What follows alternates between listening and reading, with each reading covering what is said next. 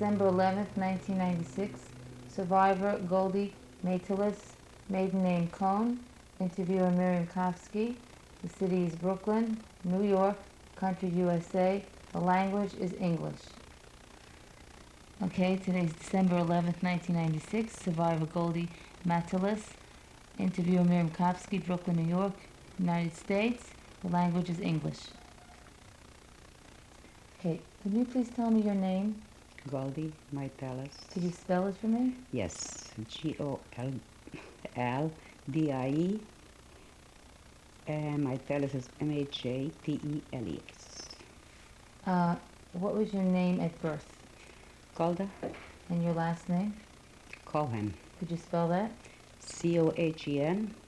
When were you born? July 27, 1930. How old are you? Now, Yes. 66. Where were you born? In Marmaris. Could you spell that? Yes. Marmors.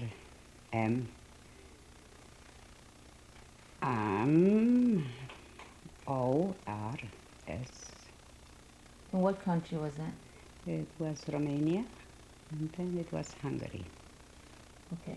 Can you tell me about this town, Marmaris? Could you describe it for me? Well, it was like a shtetl, and the people were mostly, from people had made a living of all kinds of, one was a tailor, one was a shoemaker, one was a merchant, and people get by nicely. Was the town, could you describe what it looked like physically, the town? Physically. Yeah, there were nicer homes and there were worse homes. They were tall, a little taller, a little lower, Mm-hmm. And mostly the main street was, pretty decent, I call it. What percentage of this town was Jewish? I would say 35. The rest was Gentiles. What kind of Jews were they? Mostly Orthodox? What kind of community Only was it? Orthodox. Was there a main rabbi in this? Yes, the shul he was the shamash, he was the rabbi. His name was Moshe Yankov. Do you know his last name? No. How many different synagogues were there in Marmaris? The Orthodox ones, they were all Orthodox. We had one big shul, that's what's called the Große Shul, and then we had a couple of shtiblach, maybe 2, 3, like in a room. Mm-hmm. Were there rebbes in those shtibla? Not really, no. Was there a court? Do you remember? Yes, a courtroom, Yes, a Jewish courthouse, court? Yes. Beit Adin. Yes. Well, if you had a disagreement with somebody, you needed, to straighten up, there was always a dayan. Do you remember the dayan's name in your city? No. Was the community an organized community? Very close, that I would say, because the ones who had more took care of those who didn't have. There were people who didn't have, and there were people who had plenty, and there were those who had enough. It's like any other place. They were wealthier, poorer, and wealthy, Mm-hmm. Could you tell me about your family? Yes. What language did you speak in your house? In the house we spoke Yiddish. In school we spoke Hungarian. With my friends I spoke Hungarian. Mm-hmm. And the family was very large. There were no less than 10, 12 children in the household. And in your house? In my house were 10 altogether. 10 children. 10 children. Can you tell me what your mother's name was? Rivka, How do you spell it? Rivka. What was her maiden name? Fisher. Could you spell that? Yes. Fisher. Did she work? No. Did She you- was plenty busy with the house, I have 10 kids.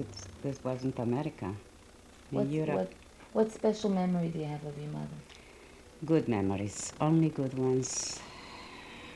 Could you describe your mother's day? Yes. Well, before she sent us off to school, everybody had to say Modiani. She couldn't say it with everybody, so she made it into a song. She said, everybody after me, get us out of the house, eat the breakfast, and say Modiani, get your belongings and out, to school. The boys went where they went, and we went where we went, to my school. And every Wednesday in our town was a minute, a custom. Every Wednesday there was the special they set aside just for schnorrers. What are schnorrers? I mean, people who go schnorren. Very poor people who come from other villages, from small towns. And they were fed and given some money if you had. The most important thing, they ate a very good meal that Wednesday. And that was the day only, every housewife was busy only preparing for that Wednesday, yes. This was set aside for Uramalat, like you. For what are Urmalat?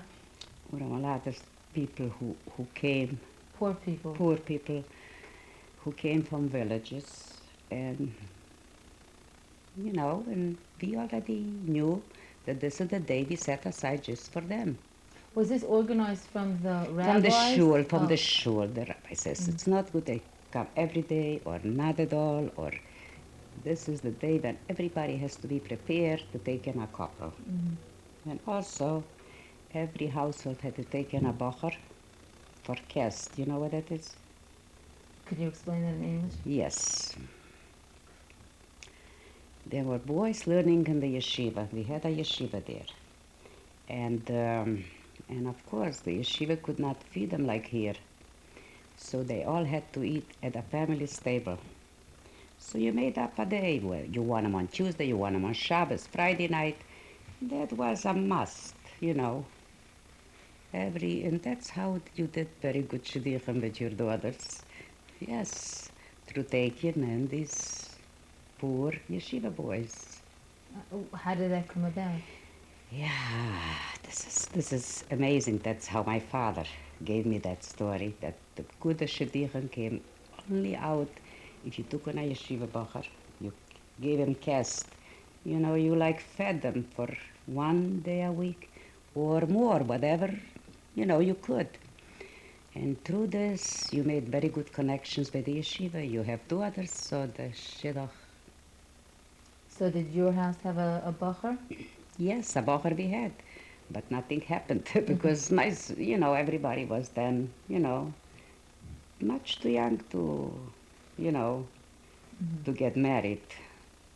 So your mother, could you describe your mother's day? Was she busy cooking all day? Oh, unbelievable. Baking, cooking, peeling.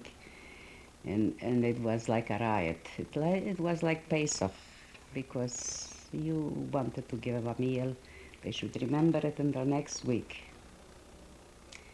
And that was said, I'll never forget it. Wednesday was, like they say it in English, Prince Spaghetti Day.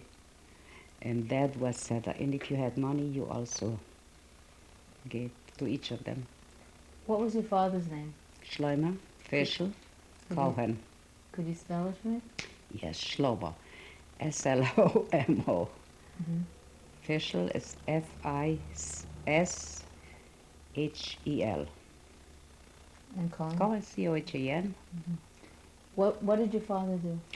He was a wheeler dealer, I would say. He bought things and sold them, and mostly with wood, he bought from the Goyim, the wood from the forest. And there was a little, what you call it, a little factory. It's not even a factory. By hand it was done, not electrically. And they cut it and they shipped it off somewhere. Your father had a partner in this business? Yeah, he always had somebody. A brother, one of his brothers.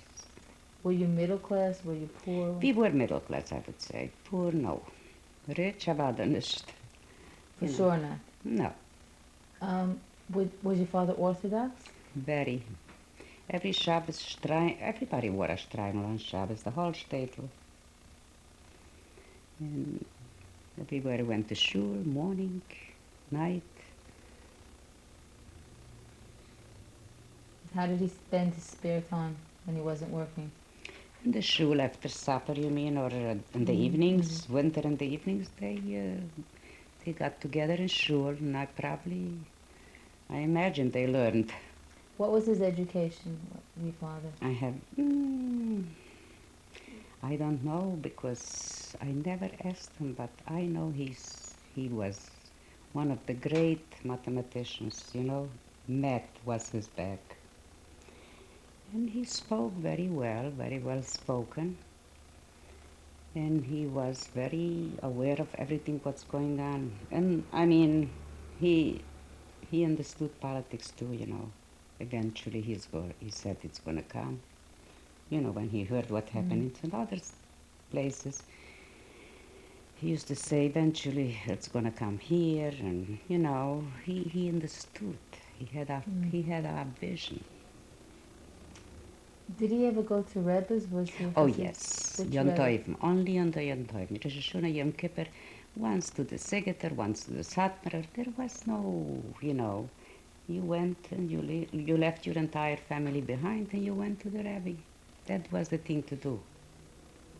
Did you have grandparents that were? Yes, I remember I was about 9 years, 8 years, when my grandfather died. Were your grandfather on your father's side or My father's side. And what was his name? Herschel Cohen. My grandmother, she lived to go to the ghetto, she lived to go to Auschwitz, and she refused, but she went. She was What was her name? Fremet Laya. Can you tell me some special memory out of Yes, yes, she was immaculate, she was strict, she was demanding. She sat on the stoop and said Tehillim from morning till night. Did they live near you? Not too far. In the same town? Yes. How often did you see them? Very often. Very often. You go to the grocery, you see her. And she never visited us because she expected us. This was in Europe, the COVID, you know. And you had to give her great respect. You didn't call her D. You gave her, you know, guf shlishi. You know what I mean? I do, but You have to. You cannot call a grandmother you. like you had to call it in third person. Right. And that was the thing to do in Europe. And I remember her very well because she lived until the war. She lived by herself? By herself. She was very independent, never accepted anything, you know, from the sons who really my father was willing to give. She says, I don't need, you have 10 kids, so you have it. You know, she was the type of woman, very, very independent, very clean. And a whole day she sat and said to him. What about your grandfather? You remember him? I was too young, but I remember him. We used to once have a Seder, you know, in his house. We went, every year he took another son to the Seder because they wouldn't fit in the house. Everybody had a lot of kids. So he made that Seder beautiful, and that night he died. At the Seder? Not at the Seder. When we left, we went home in the morning. They come to call my father. Zaidi is dead. Did your mother have parents who lived No, with she was an orphan. When she married, she was an orphan? Yes. She married at, I think, 16 or 17. She was really an orphan. How many brothers and sisters did you have? Me, we are 5 girls and 5 boys. What were the oldest one's name? Yocheved. And then who came? Yankel. And then me. And then another girl. What was her name? Yenti. And then Itzik David. And then Dudi. What was his name? Dudi, we called him. What was Itzik David. Uh-huh. So it's too long, Itzik David, so we called him Dudi. Mm-hmm. Yeah. And who came after that? Hmm? David Hershey, Yossi, Suri, the very idol. The very idol was the baby. You know, she was the youngest. She was born, I think, a year before we went to the ghetto. She was about 16, 18 months when we were deported. So she was the baby. How big was your house? We had a big house. To your surprise, we had a very nice house with a built-in sukkah, very big deck, the house was roomy enough, How many bedrooms? about 4. And upstairs, downstairs? No, straight level. Mm-hmm. Your father built it himself, or? Well, first we lived in a smaller house that I hardly remember. And then we bought this house from somebody. We sold the other one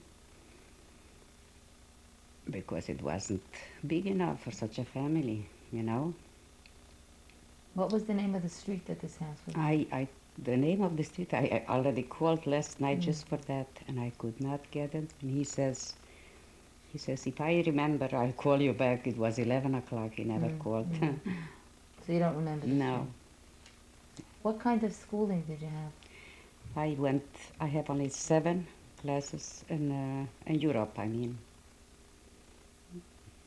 But in Israel, No, I'm talking about in Sigurd. yeah, just 7. Was it public school or? Public school. Did you go to Jewish school at all? Yes, after school, 3 o'clock. After we finished 3 o'clock public school, we came home 8. And then around 4:30, we had to go to it's in a house. It was a woman. And she was very, also, she was like a mora, a teacher. What was her name? Sevye. I'll never forget her. Does she have a last name? I don't know. I really don't know. It was far away. We walked, and she kept us there for a good 2 hours, torturing us. And then that was the thing to do. Otherwise, you couldn't write or read either if you didn't go to that school. You know what I mean? It's like a cheder, like you say. Mm-hmm. A cheder. Yeah. Could you describe a Shabbos in your town? Oh, yes. Shabbos was a very joyous day. Everybody got dressed in their best clothes. Parents went to shul. The kids went to shul. And it was everything, the house looked Shabbos-dik, Everybody was... the meal, Shabbos meal, whether you had a guest or not, it was beautiful, tasty, beautifully served in your best china. But, in the afternoon, my father used to go take a nap, and we kids used to make all kinds of, Shabbos activities. There were special Shabbos activities that we can play, Like we play house, the parents would give us sweets and nash. It was nice. Did you have a lot of friends? Yes, because even I didn't have, just being in a house of 10, you already have friends. Of course, neighbors, cousins, full of them. Did you have any contact with the Gentiles living in Marmaris? Yes, because we sat side by side in school, and some of them were very nice, and we even did homework together, and we respected one another because she knew the Sabbath is mine, and I knew the Sunday is her holiday. Mm-hmm. And I did not feel any, discomfort being with them at all. Did the Gentile live in the same area as the Jews, or was there a separate area? No, the Gentiles lived in the outskirts of the town, I would say. Mm-hmm. And the Jews lived on the main streets, on the better, yes. Would you say that the Jews in Marmaris were better off economically than the rest of the population in general? I would say part of the Jews in Marmaris did very well. They were even highly educated Jews. They were working in the government, in the system.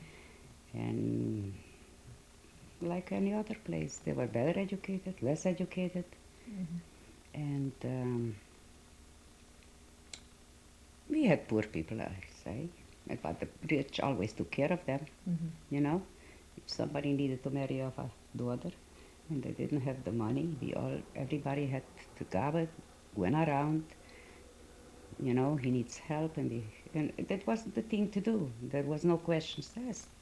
If somebody's poor, you don't bring it even in. You just make a package. The butcher was a Jew. This was a Jew. Everybody put together a Shabbos. And you delivered it in front of the door, and you ran away, not to shame the people. That was the thing to do. Did you have a radio in your house? Lately only. Yeah. What do you mean lately? What years? I don't remember having a radio when I was very little, And if we had, I don't remember, but lately, in the 42, 3, of course, we had a radio, because that was the only communication you had with the world. Before 1940, how did you know what was happening in the world? This is really a good question, because a lot of refugees came from Poland to us. They thought they're going to be safe. What year was that? In 1943. But before 1940, did you know anything? I noticed my parents are talking behind our backs, not to, this was kept very secretly. They knew everything was going on, and they were sad, and they were very depressed, but they kept it from the kids. Did your father get newspapers? Did he read newspapers? No. Were you aware of anything that was happening in the outside world? I used to overhear, and they talked. They're going to come to us too. They already invaded this, they already invaded this, they're doing this. And I couldn't get it, I couldn't make it up what they meant.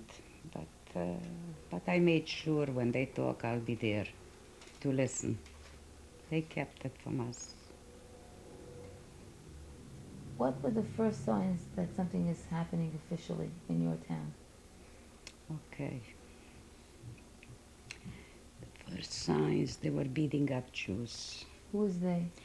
When they occupied the Germans, they right away choose not to be on the streets after so-and-so. They had a curfew. Do you remember what month and what year that was? Yes, I don't remember what month. It was in 1944.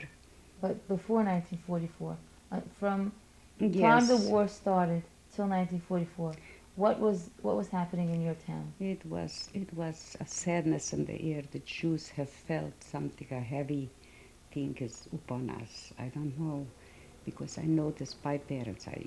People were sad. People were worried, because they're going to eventually come and get us also. Who was in charge of your town at the time? Eichmann. In 1939. 1939. Was it still Romania? Did the Hungarians come in? Did you notice any changes? Yeah, Romania. There was a, you could feel it, there is a change, something is happening. Even I didn't understand it, but I felt it. In school I felt it. How did you feel it in school? In school I was popular, having many friends, because I liked people, I liked all the kids. All of a sudden nobody was my friend. All of my friends, they stayed a little more distant, and nothing was the same. And then we had to put on the Magen David, everybody. What year was that? In 1944, the minute. But before 1944, I'm trying to say, what, 1939, 1940? No, then we had everything. Everything was normal by us. And did you have any idea what was happening in the rest of the world? Yes, we had. In 1943, a lot of Jews escaped and came and came to look for better, they wanted to look for refuge because in Poland they were already deporting and killing people in ghettos. But but these people came, and we knew already it's going to get us too.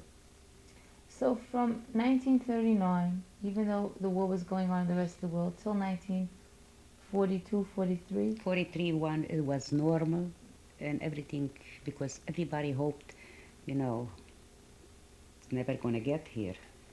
People didn't believe it, but then we knew it's going to get us too. And life went on, Yes. and you just continued, and you didn't have any relatives in any other parts of Europe? No. No. And were you aware of what was happening to the Jews in the other parts of Europe before 1943? Before 93, not too much, because the parents would not discuss it in front of children, you know.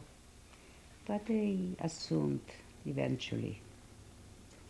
Did they ever think about escaping? I tell you, they did. I asked my father, couldn't you escape? Why? He said, what do I do with all your kids? I mean, the kids were in their way. Because kids cry, kids cannot do what grown-ups do. And he could have escaped, yes. But how can you escape with 10 kinder? With 10 children. It's impossible. The little one was so young.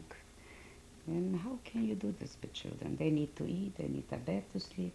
It's not simple. You could have escaped. We had places to go.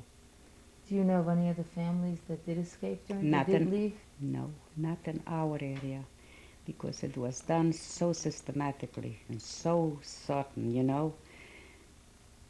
Overnight, they came, pack your bags, just a suitcase, and we are going.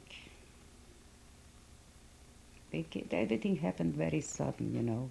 We weren't prepared. Nobody believed it. That's the problem. Nobody believed it. It's going to get us that, fast. So, when did things start to change officially in your town? Officially, when the Germans invaded my town, there were strict laws. What year and what month was it? In 1944, in February. How old were you then? About 14.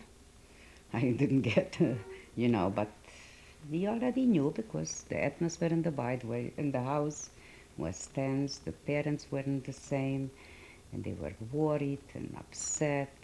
So we knew something is happening. Okay, we're coming to the end of the first take now. We're going to continue.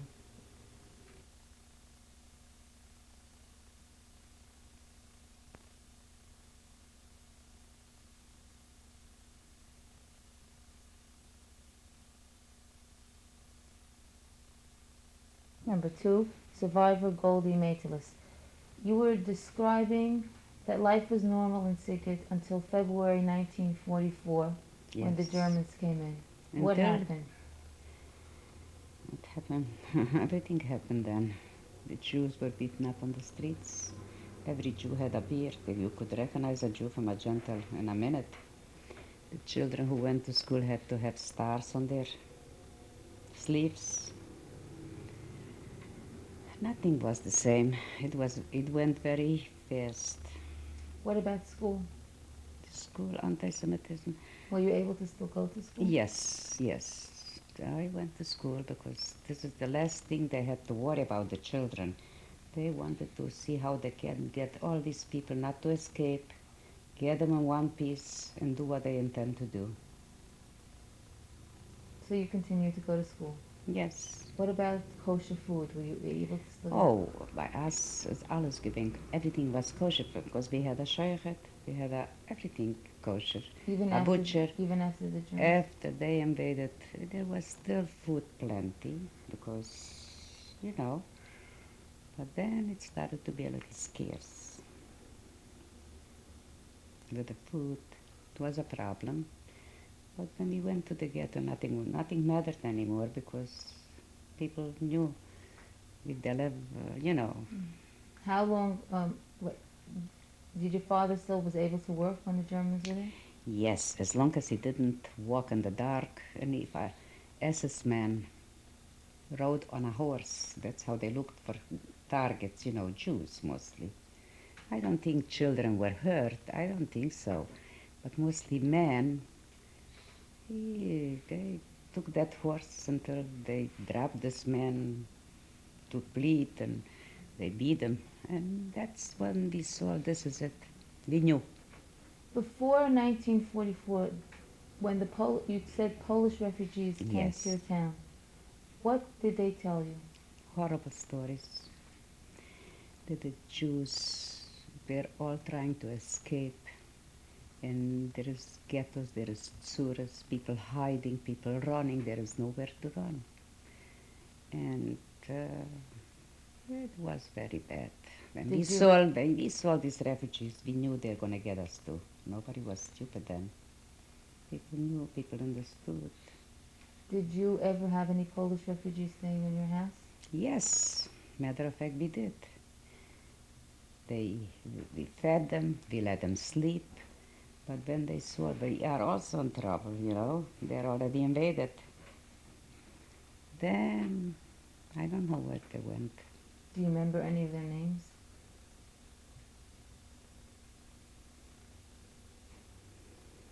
He'll come to me. Yes, because Jurek, this is not a Jewish name, but that's how he called himself, Jurek.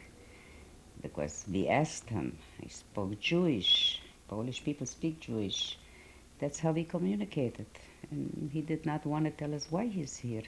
But I know he told my parents, and my parents knew everything, but they kept it from the children, you know. My parents knew everything what's happening.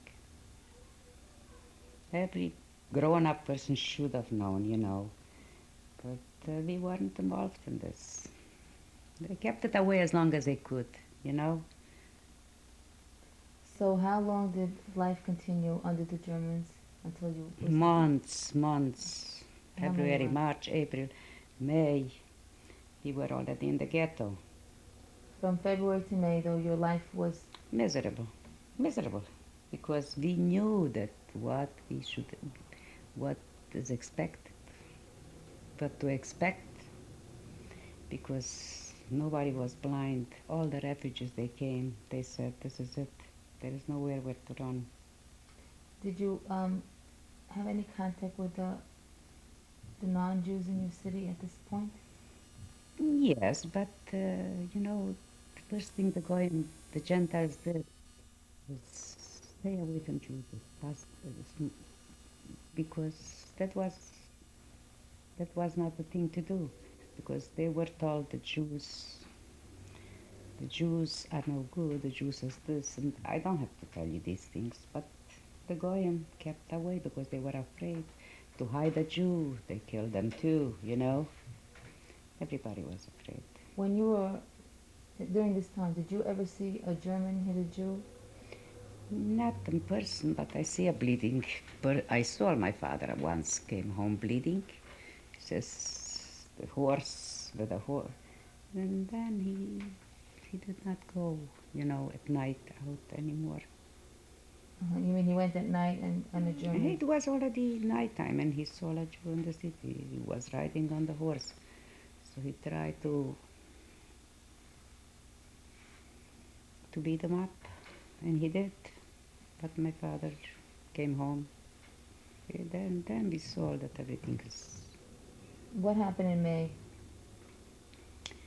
Well, in May, there was a curfew for children, grown-ups, and right away they made their plans.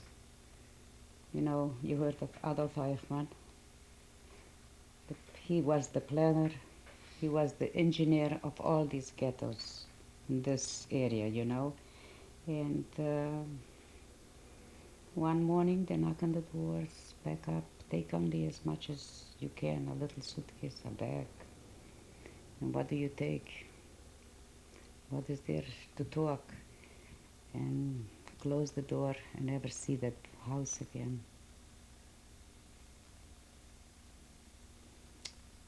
And we didn't stay too long in the ghetto right away. What did you do that day in your house? Do you remember that day when you had to We pack were up? crying, we were upset. My parents were crying, my mother was crying. Oh, please, this, I can't even leave the house and never return to it. How did you pack up for 10 children? I'm asking you, the pain. I don't know how you pack up. You take the best. Everybody takes a pack a lot. Everything was done in a hurry, so you don't have time to think. They did everything so they confuse you. You know what I mean? Are you all gonna wanna go to work when we had to board that train? You're gonna go to work, you'll be fine. The kids will be taken care of, all that. It was sad. So the people shouldn't revolt, shouldn't, and nobody believed it, but go no, it's gonna materialize. So what happened? You packed up. Where did you go? To the trains Where were the trains? in Bishop, where the ghetto was. The train station was in your town? Yeah, When you came there, what were the trains like? Were they regular trains? like for cattle, no chairs, no nothing, just cattle. What do you call these? Cattle car? Cars, yes. Where were your grandparents at this point? My grandmother was taken also. She, Everybody was carrying on the sadness of the people, the crying of the kids. Until you boarded that train, then you no more saw that town ever. did your family manage to stay together on the train? Yes, my mother held on to the kids. And I remember the baby crying. She was 16 or 18 months, and it was very hot. There was no air, there was no toilet, and there was, heat. And somebody had to urinate to give the baby something to wet her lips because she was dehydrating. You understand? The trip was worse than death. You know what I mean? If you die, you die. But this is living suffering, you know what I mean? Seeing the kids, what they went through. Some of them are stronger, some of them are weaker. I was very strong. I could take everything. If I had to stay on one leg, I did it. If I had to have a baby, brother, who was 3, on my arm, I held him. I never complained. I just wanted, to know when this is going to end, which is very hard to believe. Because I thought it's going to last forever, day and night, like this. You're tired, you're hungry, you're thirsty, you need to go to a bathroom. The train never stopped until it arrived in Auschwitz.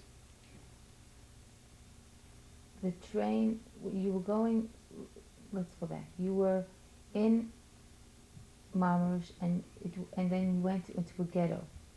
Like, how long were you in this ghetto? Not too long, How not too long? long. Weeks, maybe 4 and maybe 5, because there was no room to accommodate so many Jews and get rid of them. Mm-hmm. They were not interested to keep them in ghettos. They were interested to get them out of the town, clean it out from the Jews, and go So let's go back a little. You went to the ghetto. Where did you go into the ghetto? to they emptied out houses, also family houses, who family lived, but they crowded you in with another 2 families. Was there a wall around this ghetto? No. How many families did you live with in the ghetto? Gosh, the houses. Let's say it was a house for 8, 10 people. They crammed them 40 people. You know what I mean? During the day, you were walking outside. You could walk outside, but you couldn't go anywhere. You were guarded. Dogs, they had these dogs. You were guarded with SS men who had their weapons aimed at you if you escape or do you something foolish, you know. So nobody attempted to escape. There was nowhere to go, and they didn't keep us too much in the ghetto because it was something in the air that we felt, ototomagai, we are going. So that was in, would you say May? Yeah, So you were for 4 weeks in May in Yeah. the ghetto. What was the name of the ghetto? the Vishever ghetto. In Vishiv. Mm, And were you able to get food? yes. How? How? Everybody took, the first thing we did, we had a lot of kids, the first thing we took with us is food, baked goods, bread, and you ate, you got by.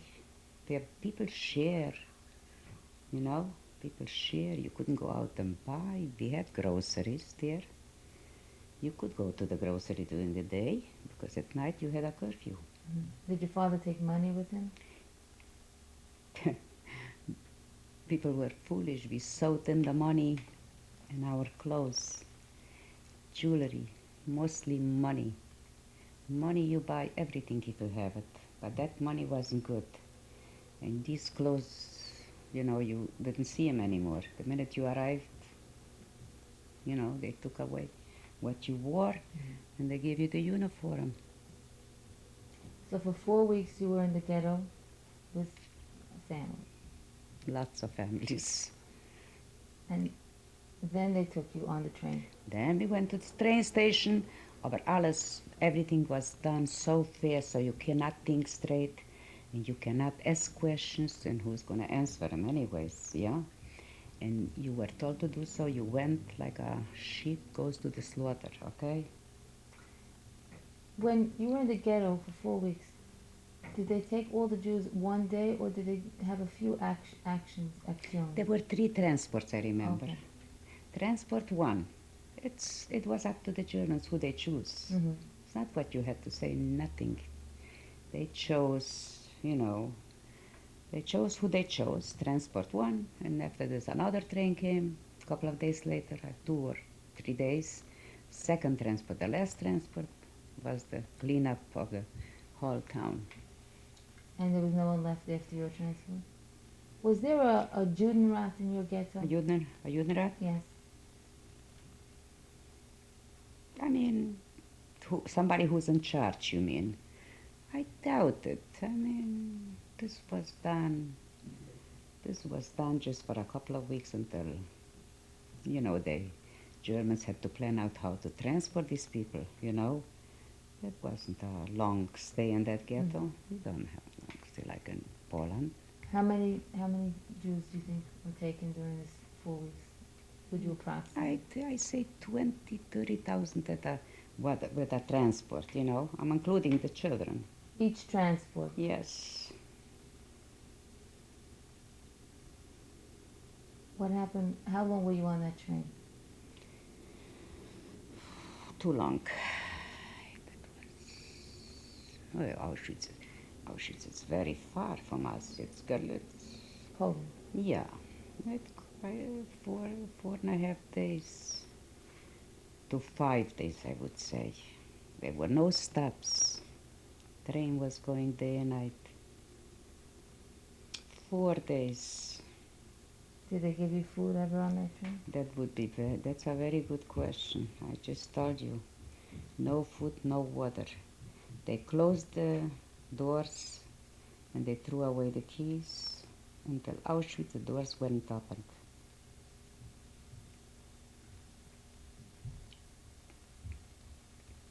What happened when you came 4 days later? Everybody was very weak, tired, confused, scared, nervous. And they opened up the doors so we had a little air. And right away, the Germans, maybe hundreds of them, there were more Germans than Jews. And with the dogs, everybody and each person where it belongs, women,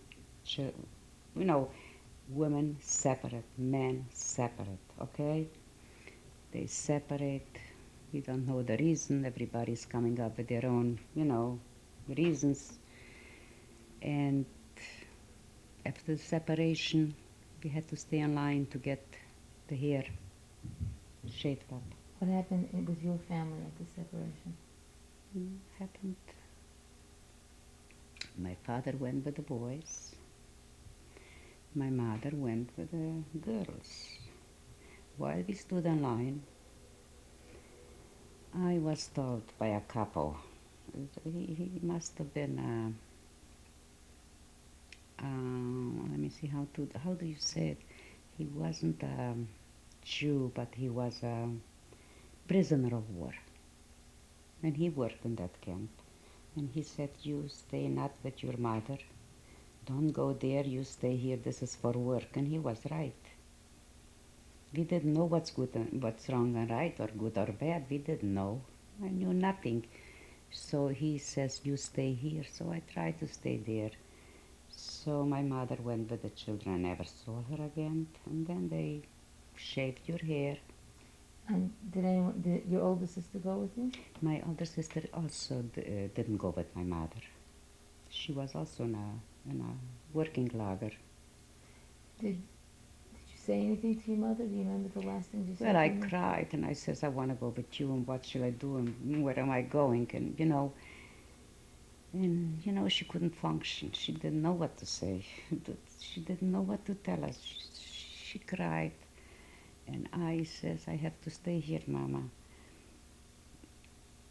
She could not even look at me. You understand? She held on to the baby and the rest of the kids.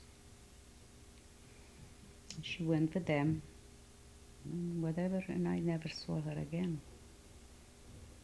I was shaved and then tattooed. After you stood in line, they took you to a room? No, to a bigger lot, a big, it's like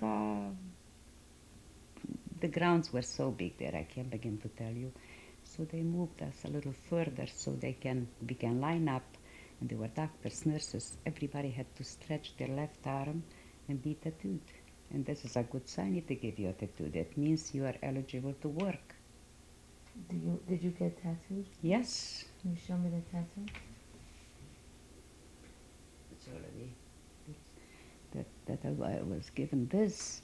What's the number on that? 11,461.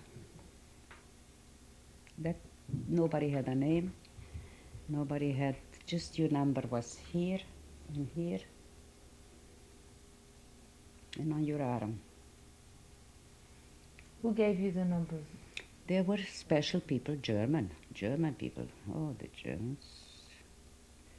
They tattooed us, shaved us, disinfected us, took our clothes.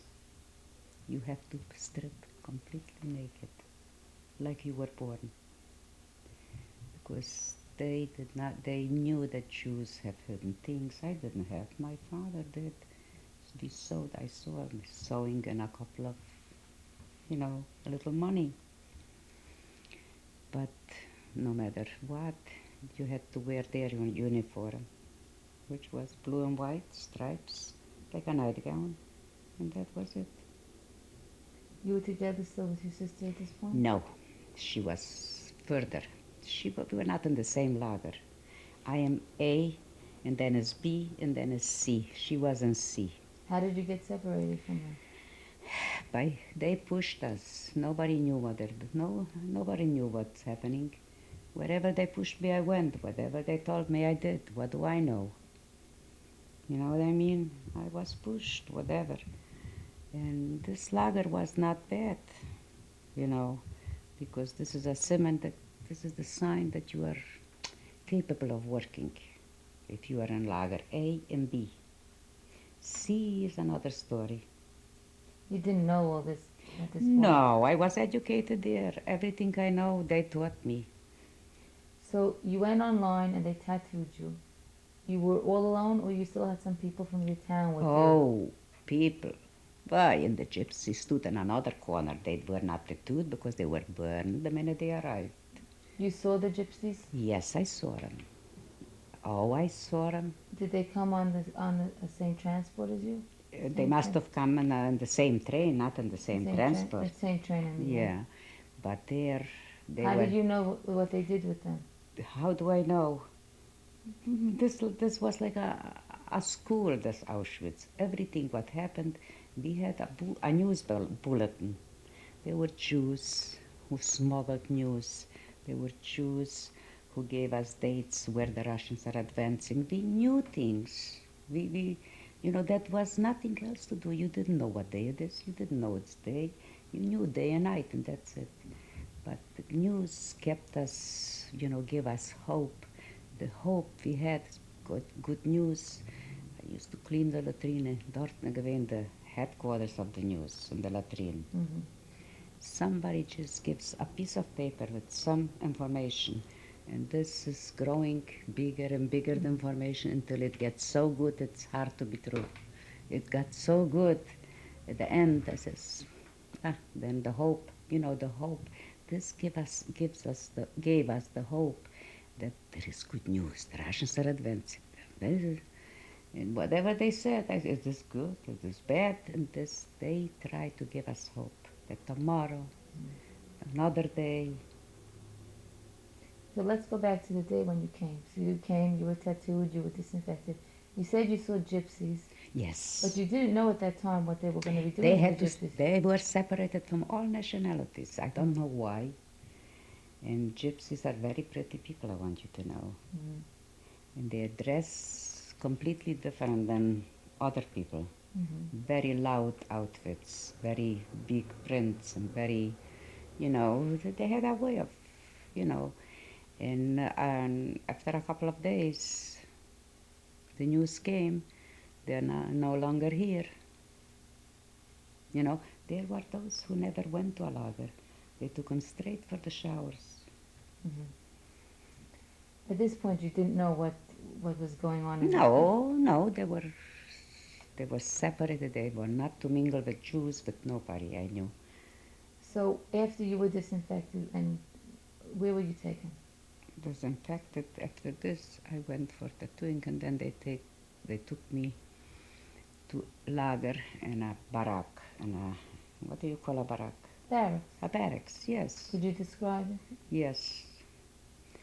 It was barrack number 18. It had like these, not beds, like the bunk beds, but no mattress, no nothing. How many? We slept there was 3 floors, bottom, middle, and top. And we slept 3 in a bed. And there was a blanket given to us. And that was it.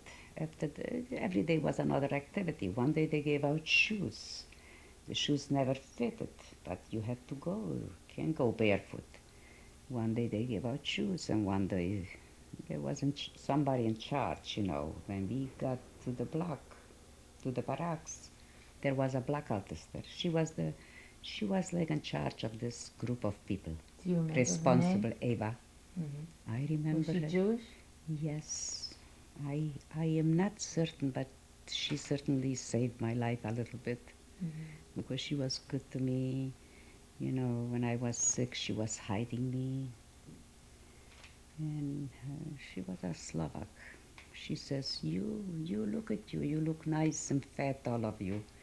But we are here already so and so years, and they were all, but they spoke very well Germans. And she had direct contact with Dr. Mengele. Did you ever see Dr. Mengele? Every morning. Every morning you saw her? Every morning, line up every morning. You had to be examined, looked at you, and he had to count if nobody escaped. Dr. Mengele himself? Mengele, I saw him every morning. What did he look like? Like a maniac, tall, gorgeous looking, tall, handsome, and like an SS man. What can I tell you? So you came to the block and you were assigned a bed. I was assigned to go in this bed, so I went. She guided us, She was there already a couple of years in the lagers, so she was guiding us how to behave. You want to survive, you obey, you do this. She had to. In the beginning, I thought she collaborates with the Nazis. And then she says, I have to talk to you like this, because I want you to stay alive. The longer you stay alive, the better the chances are you're going to survive. So we listened to her. Did you have any friends in the barracks with you from your town? No, no, no. The way they separate people, it was impossible. According to the numbers, 11,000 had to go to 11,000. And it so happens that I was with Hungarian people who I adored listening to their stories. You know, there was nothing else to do. And then they assigned me to work. There was nothing to do in Auschwitz. Just wait for How early did you start your day? very early. Mengele expected us 6 o'clock naked, stark naked, Zählerfell. That was the lineup every morning. To look at your body and look at your hands. Naked? Yes, that was a sick thing to do. That is just humiliation. You know, the treatment is so, the way they, I, I can't even understand what their philosophy is to treat people with such inhumanity. You know what I mean? Just the subhuman to take young, old woman, middle class woman, naked. That was their pleasure, to torture, to humiliation. That was their thing. So you started at 6:30? 6:30 was line up, and after he counted us, we could go back to the block, get rest, and then we had to wait for a black coffee. How long did that lineup take? Well, he went through, he did it fast because my block officer, she was in charge. He only came to see if everybody's there. None of us is missing. Nobody escaped. Nobody died. You know what I mean?